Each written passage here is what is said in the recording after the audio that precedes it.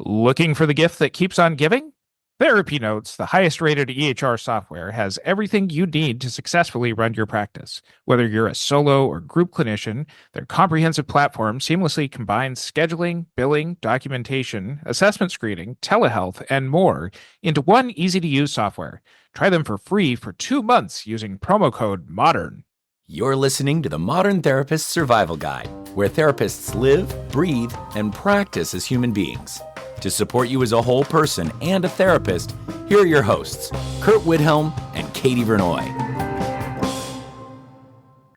Welcome back, Modern Therapists. This is the Modern Therapist Survival Guide. I'm Kurt Widhelm with Katie Vernoy, and Katie and I are taking some much-needed time off through the holidays here. And as we've done in years past, we've thrown back to some previous episodes. We've listened to things that we haven't really thought about in a while. We look at how adorable we used to be. Adorable. And this was a lifetime ago. This was back from the beginning of our podcast. This is Katie's choice of episodes over these last couple of weeks. So I'm going to let you introduce why you picked this one. So this is episode 18. It's time to think about your goals. And I picked it because I am in a place where I need to be looking at goals and trying to understand what I want to be doing next and what are the things that I want to do with my business. And so I looked at kind of all of the goals episodes that we've had, and I'll make sure that we share them over the coming days and weeks. Episode 18 was in December of 2017. It feels so long ago, 7 years ago. And we talk about what we want for the podcast. We talk about what we wanted for the conference that we used to do. And we talk about SMART goals. And I'll make sure that we do the throwback episode of the Smarter Than Smart Goals episode, which goes deep into goal setting in a very intense way. And we talk about some of your practice stuff that you were working on, which will be really interesting to potentially listen to again. But it helped remind me of how adorable we were, but also where we started and what we were really hoping for. And so it's just a really fun episode to listen to that gives you just a little bit of information around how to set goals and kind of where we came from. So probably many of our current listeners have not listened to episode 18. It's time to think about your goals. And so I thought it would be fun to give them an opportunity to hear where we started. What I like about this episode is it still feels pretty timeless. I know in podcasting worlds that to be able to go back and listen to things, sometimes our episodes are very specific to something that was happening Yes. at a very specific time. But the goal in podcasting is to keep things kind of evergreen. And very early on, 18 episodes, we were still doing 2 episodes a week back at that time. But I know. to be able to create something that still is pretty timeless is pretty cool. So I hope everyone enjoys the episode, and make sure that you hop on over to the Modern Therapist community on Facebook to continue on with the discussion. Welcome back to the Modern Therapist Survival Guide. I'm Kurt Widhelm with Katie Vernoy, and Happy New Year, Katie. Happy New Year, Kurt. And Happy New Year to all of you. This is a time of year where we, as a field, I think we know that resolutions don't really work. But I think that what we can really do is we can move from resolutions to specific goal setting. And this is really a good time of year to set yourself some practice goals. I agree. I think that so often people will limp into the new year after a stressful end of the year, stressful holiday, and kind of just fall back into old patterns with resolutions in place, of course, that then they fail at. Old patterns are the easiest. Yes, they are. Of course they are. But I think you and I are actually, I think, pretty good at setting and meeting goals. So I figured we could talk about it and give people some ideas. But for me, I think the reason this topic is important is because when we don't have goals, we don't have direction. We don't know where we're heading. And oftentimes we become reactive and just kind of what's the crisis of the day, what's the loudest thing, what's the squeakiest wheel. And when we have goals, we get to kind of step up and look down on the bigger vision, the day-to-day steps to get there. And I think that is really helpful when you're really trying to do something big and important. Sure. And this builds on some of our previous episodes as well. Our previous episode with Maureen Werbach on building group practices, she talked about the importance of having a business plan and the ongoing one at that. This builds on our ideas around time management, of really being able to reprioritize what we're doing. But even beyond what we've previously talked about, I think the foundation of a lot of goals really comes from SMART goals, those that are specific, measurable, achievable, realistic, and timely. I've heard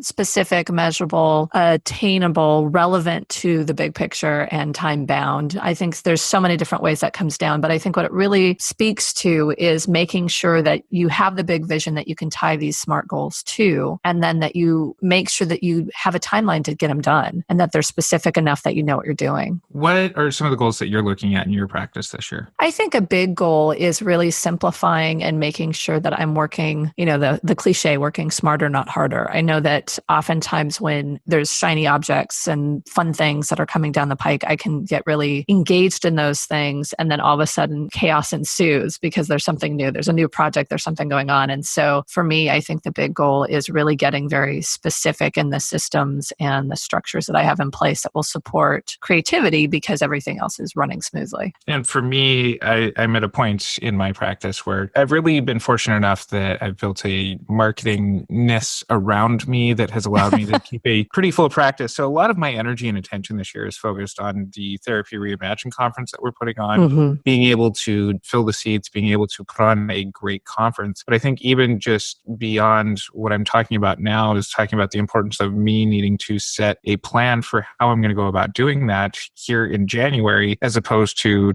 it's like August and I have 6 weeks before this is happening. Yeah, I think it's not procrastinating. Not procrastinating, which has been a great habit of mine for many, many years. I've talked about it before on the show, but really what a lot of this does mean is we're talking about different aspects of different types of practice that a lot of therapists can get into. For beginning therapists, this might be incorporating a new system of note-keeping or electronic health records. It might be in developing a new and updated marketing plan for the year. It might be adding new clinicians to your practice to work underneath you. Whatever your goal may be, it needs to be something that you have. One of my previous lives, I was a competitive distance runner, and I'm a actually certified level 2 USA track and field coach. I coached a large group, and I would talk about have goals. You're better off having goals than not having goals, and you can have different goals going on at the same time. At least in the marathon running world, there was kind of the end goal of go and finish marathon, but within each individual day, there was a necessity for the type of practice that you were doing on that day. Some days it was long and slow runs. Some days it was short and very fast runs. The way that I see that this translates to our practices is that I can have a goal that's set for October. I can have a goal for a gross amount of income that I want to bring in this year, but I also need to have day-to-day goals that help me build up to that as well. I think what happens for me is I can have those big goals as well, but until I get down to the very small details, the very specific goals that I take on day to day, I don't make progress. I just kind of get overwhelmed by the big goals. And so I think that's really important to think about. Start with the big goals so you know where you're heading, but then kind of keep stepping back into the smaller and smaller steps. And a big part of this is knowing what you're realistically capable of, that there's having a full practice, but if you're also the parent of small children and you're the one who is available to pick up sick kids from school, that you're the one who might need to have the more flexible schedule because of whatever is going on in your household, then it might not be realistic to say, I want to build a practice that's 28, 30 clients a week, because you're tied to so many different people that it might not be as easy to get out of the office at those times. I think that can be hard because I think a lot of people will underestimate how much time or energy something takes. They don't put in buffer zones or different things for the unexpected, like picking up a sick child from school. And so really being able to assess what's realistic for you, what's realistic for your responsibilities and your family, and overestimating how much time and energy you're going to need for stuff can be really important in setting realistic goals for yourself and your business. And this is where it can really benefit you to have some sort of accountability partner in working on your goals, somebody that you can bounce ideas off of to see if what you're doing is realistic, if it's something that having a timeline for is really capable of being able to achieve your goals. It might be something where you turn to a mentor who has more experience in what you're specifically working towards to see what some of the pitfalls might be. I know for me specifically, I travel a lot for the work that I do. And there's a lot of times where I come back from conferences and I need a day back in order to really get myself back into the groove of being fully present for my clients when I get back to the office, which really runs counter to the type of personality that I have, which is trying to get as much done in as efficient of a way as possible. But I have found over and over again that I just find myself burnt on the first day of the week after returning from a conference the previous night. I wish that I would have had somebody earlier in my career who is like, this is really something that you can't maintain for a very long time. In addition to scheduling, billing, and documentation, Therapy Notes also offers 24/7 live customer support, ensuring you get answers whenever you need them, no matter your schedule. And with new features and updates being released all the time, you'll always be up to date with the latest and greatest in practice management. Try them free for 2 months using promo code MODERN.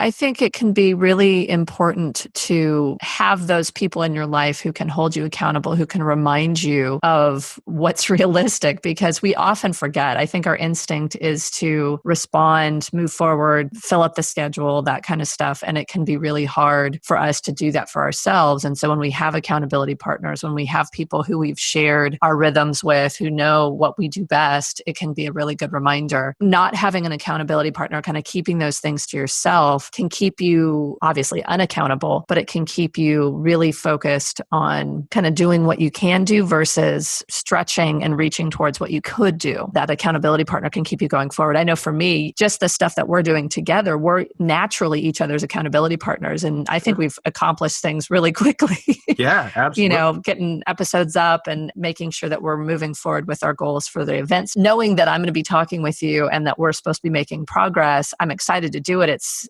hugely exciting for me, but there's so many other things that go on in life that can distract me. But I know hey, I'm going to be talking to Kurt later this week. I better progress on that. And I think that there's definitely a limit in how much you want to put things out there. That there's research that shows that the more people that you tell about a goal that you're working towards, the more that your brain actually registers their feedback of, oh, that's a good idea, that your brain registers that as having already achieved that goal. Yeah, that's really wild. You don't think about it, but when you've rehearsed something over and over again, it ends up like you've already done it. You can find yourself talking about in 2018, I want to accomplish this, or in this year, I want to achieve this other goal. And the more people that you tell about it, and the more often that you find yourself repeating it, the less likely you are likely going to be able to follow through on that. It's better overall for your mental health, for your practice building, that you share with people what you've already achieved. That outside of your accountability partner, outside of a business coach, if that's who you're working with, that you kind of keep things under wraps, that you work on these specific goals in a way that is best likely to benefit you. That's something I struggle with because I get so excited about my big ideas and I want to share them. But I think it's really important to think about, share what you've accomplished. And I think some helping professionals and a lot of therapists would have a hard time with that because it seems big-headed and like ambitious and stuff like that. And that's not necessarily something that we like to be seen as. But I think it is important to recognize our accomplishments, to share what we've been working on, what we're doing, but not to get so focused on what's going to happen in the future because externally when we're talking about it, because if it ends up shifting and changing, then it can look like you've not accomplished it and that you're not living up to your promises. If you put it out there too much, like you said, it can feel like that it's already done. And so you don't put the effort towards it. And so it really is a balance of being able to share what you're doing, where you're going and moving your goals forward. That's such interesting research. I hadn't heard that before, Kurt. This also goes kind of contrary to a lot of the ways that I've practiced before, that I would get to networking meetings and not really necessarily have something prepared to announce, but I would kind of put something out to the room as, oh, in October, I'm going to do this training or I'm going to hold this event with no previous planning and just kind of hoping that the public embarrassment of not getting it done would actually help me to get it done on time. And it's worked for me for a very long time, but I think that I'm kind of in the minority of somebody who can put myself myself into that kind of situation. But I've found that the more that I've done that, I'm noticing that I'm missing out on those deadlines more and more often. Interesting. Yeah, I think that there's a balance there because you don't want to overplan before you put something out there either. You want to make sure that if you set a goal that you start moving towards it. But like with events, you don't want to overplan unless people are signing up and getting ready to go. So I think there's a balance. You want to make sure that you have enough of a momentum forward before you put something out there, but you don't want to overplan so that you never put it out there. Does that make sense? It makes a lot of sense. As I've gotten busier, as my responsibilities fall to more and more people, the less time that I have in my schedule to be able to fill in or catch up on some of the things that I promise out to a more general audience. And then I find myself in situations where I have people coming up to me and saying, I haven't seen any advertisements for your event that's in like 3 weeks. And then I'm having to explain like, oh no, this is totally just planned to be like a low key event with like 8 people. And no, that can feel pretty bad. Another part of this is really looking at how our habits are built. A lot of therapists know in working with their clients that we don't talk about building resolutions in the new year, but making lifestyle changes. That way, resolutions can move from I want to lose 10 pounds to I want to have a more healthy eating style. It kind of runs parallel to what we're talking about today. We are asking you to be more specific in the goals that you are trying to develop for this year. But largely what it comes down to is any major change is a habit building change. For sure. And I think that a lot of us grew up kind of under this adage of it takes 21 days or it takes 3 weeks to really get a new habit going, which is true. But I think that there's really strong research now that shows that 21 days is really more like 60 days. That it's 9 weeks. It's not 3 weeks. That's pretty intense because I think it requires more sustainability than things that people do for 21 days. There's all these 21-day cleanses or different things that people do to kind of jumpstart a goal. And when people have to look at 9 weeks versus 3, it can seem really daunting. But that even speaks more clearly to what you set out to do has to be realistic and sustainable. It can't be something that you only do for 21 days because meeting a goal isn't just in 21 days. My real experience, my real strong experience first came when I was being trained as an applied behavior analysis therapist, an ABA therapist, which really focused on shaping a child on the autism spectrum's behavior. We came up with these really specific behavioral goals. As a treatment team, always left room for, we're only going to focus or really only going to prioritize on 2 to 3 changes at a time, that we don't want to overwhelm something that's going to take a really long time to be dissipated with everything else that could be going on. And so not only do we want you to have SMART goals, realistic goals, but what you're realistically going to be able to change in a number of different ways, because the more things that you attempt to take on at a time, the more likely that you're going to miss out on some of them, which leads to old habits, which leads to, I'm not going to be able to maintain any of this kind of thinking. And then giving up. Yes. Giving up. There's a book I'm reading right now that I want to share. It's called Profit from the Positive. I'll put the information in the show notes, but it's talking about research that speaks exactly to that. You want to make sure that you're setting realistic goals. You want to make sure that they're stretch goals, that you're actually challenging yourself, but you want to make sure they're realistic goals. But yeah, you have to set up habits and things that you can consistently do, and looking at making sure that the habits are super specific as well, making sure that you know when you're going to do these things, where you're going to be, what it's going to look like, so that you can imagine actually doing it. Because I think oftentimes people will say, well, I'm going to change my eating habits, but they haven't really looked at how do you put that into practice. And when you start actually putting all the pieces that would be required to put it into practice, it really shows you how much you can do. You know, can you get to the grocery store every couple of days if you're wanting only fresh fruits and vegetables and fresh produce and meats and that kind of stuff? Can you actually spend the time cooking and preparing things, or do you need to set it up in a slightly different way? And so it's something where being able to really get so specific and actually imagine it in action, and these habits in action, can be really critical in actually being successful in making these lifestyle changes. There's also another opportunity here to ask people for help as part of your plan without necessarily losing in that accountability / broadcasting spectrum of things. Mm-hmm. That if I wanted to grow our podcast listenership this year, I would ask all of you to share our podcast with multiple friends. This is that an actual ask right now? blatant attempt to just build our followership. But there is something in that I'm trying to do something and it's only so much that I can do. I do need help sometimes. I'm, as much as I like to think that I'm this magical person who can accomplish everything myself, that I do need help from time to time from other people to achieve goals or things that I might need to extend beyond my own time. I have that too. I definitely need help myself. I know that if I don't actually set up accountability partners for small things, I won't do it. If somebody's not relying on me to go for a walk or someone's not relying on me to make a healthy breakfast, I don't do it. I don't do it for myself. So I think both asking for help, because you're more likely to be able to be successful when you have all the resources and tools and support that you need, but also knowing yourself and knowing whether or not you're going to do something just for yourself or you actually do need someone else to help you out. And this can permeate to a lot of different parts of your practice as well. This might be actually investing in an assistant to do some of the work that eats up a lot of your time. You might need to go into looking at how you set up your goals as, where is my time being wasted? If I'm spending a lot of time creating a billing system that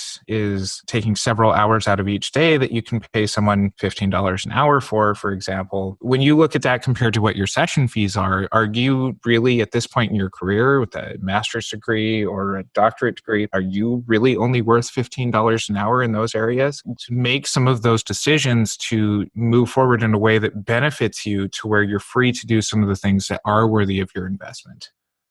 When I started my private practice, I was working full time and I was managing other people. And so I knew how to delegate because I was already doing it, but I knew I wasn't going to be able to have a private practice if I didn't delegate all that stuff out. And when you were talking about, are you worth $15 an hour for those activities? You're worth way less than $15 an hour for those activities because they're better at it than you. So not only are you not doing what you do well, which you get paid potentially 10 times that or more, but you're actually going to get more value from having someone else do your bookkeeping, your billing, making sure that you have the electronic health records set up or you have the systems in place so that you can actually get things done quickly. It's part of the goal setting is really, and the strategy is making sure that you've identified what do you do and what do you delegate? And then what do you stop doing? I think that's another thing that some people don't think about as goals, kind of the things that you stop doing. Because if you're adding things in, it's important to stop doing those things. And one way is delegating, but one thing is just stop doing it. Is there anything that you want to stop doing, Kurt? There's plenty that I want to stop doing. Putting me on the spot here a little bit, but really, as far as my practice is concerned, I made a very conscious effort at the end of this last year to only use my Friday time for networking, professional events, and do catch-up sessions with clients, to not make it a regular session day with clients. What this has done for me is it's really allowed me a lot more freedom in being able to focus more on professional development, both in learning and in teaching, but it's also helped my clients to be more accountable to their schedules as well. I think as I go forward and looking into this next year, one of the things that I do really want to improve upon is not overcommitting myself and to create as a positive thing, more consistent self-care plan rather than leaving that as a thing that's kind of left to whenever it fits into the day, but as a more active part of my practice. I'm in the habit of turning things into a very positive goal, it sounds like, because I'm talking out loud. But as far as specific things to really stop doing, I will offer this then, that I don't need to have a hand in creating every single step of every single event that I'm putting on. That I have team members now, I have professionals who help me now who are better at designing ads, who are better at talking with venues and returning phone calls when I'm in session. So that way I'm not trying to wake up early in the morning to get things done before my family is up and moving, that I'm not staying up way too late doing things, that I have time to do the things that continue to push me forward. I love that. That makes me happy. I think that's another thing that we share. I know, especially when starting something new, it's hard to not have your hand in every piece. And I think for me, I'm going to stop doing everything as well. I've been working with teams, with my team for a long time, but there's additional stuff that I know that I can delegate. There's additional stuff that I know that I can stop doing completely. And so for me, I'm going to stop taking things on that aren't really in alignment with the big vision of what we're doing with Therapy Reimagined, with the big vision of what I'm doing, my own work. I want to make sure that I stop getting distracted by shiny objects, because I think it's super exciting. It's super fun to do something new, but there's so many things that need to really go well with this vision and mission that we have. And so I think that's the thing I'm going to stop doing over the next year. In summary, have goals, be smart about them, make sure that they're things that you really can and will change about yourself this year. Have somebody that you're accountable to check in on your progress on this and make it a regular check-in, and be productive. Be somebody that is continuing to grow and continuing to evolve and continuing to make things work. When you're working on your goals, it can be helpful to have a time to vision and a time to get together with like-minded individuals. I just want to share that I will be having an event in January of 2018 in Los Angeles. And so it's going to be about embracing your leadership and really making sure that you're setting goals and you're putting systems in place that will nurture you in the new year. So please check out the show notes if that's of interest to you. And I'd love to see you in person in Los Angeles. And check us out at mtsgpodcast.com. You can follow us on our social media. Leave us with either emails or hashtag modern therapist problems on social media. We do check those out pretty regularly, and we'll probably even turn them into a future episode. But until next time, I'm Kurt Whithelm with Katie Vernoy. Thanks again to our partner, Therapy Notes. Don't forget to use promo code MODERN for 2 free months today and see why they're the #1 trusted EHR among behavioral healthcare professionals. Thank you for listening to the Modern Therapist Survival Guide. Learn more about who we are and what we do at mtsgpodcast.com. You can also join us on Facebook and Twitter. And please don't forget to subscribe so you don't miss any of our episodes.